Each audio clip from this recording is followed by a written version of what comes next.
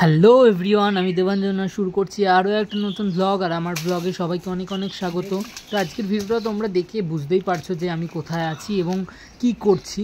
হ্যাঁ, আমি আম পাড়ছিলাম, সেটা ছিল আমাদের কলেজেই, যেটা ইউনিফর্ম দেখেও তোমরা কিছুটা হলেও বুঝতে পারবে।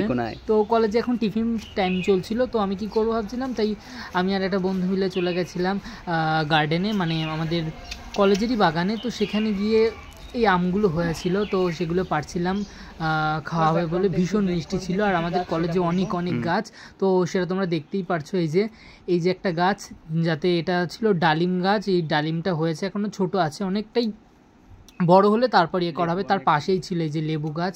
আমাদের কলেজে অনেক লেবু, এখন এগুলো অনেক ছোট, তো বড় হলে এগুলো পাড়া হবে।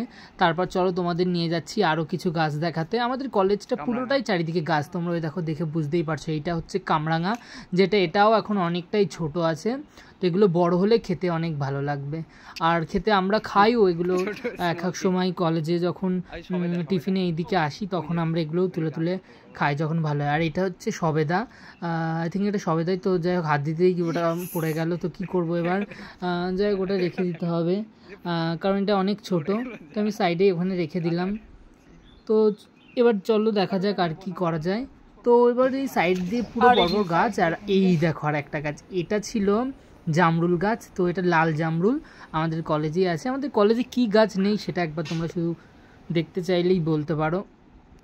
সব গাছে ওই সাইডে দেখলে এক্ষুনি ওগুলো ছিল কলা বাগান।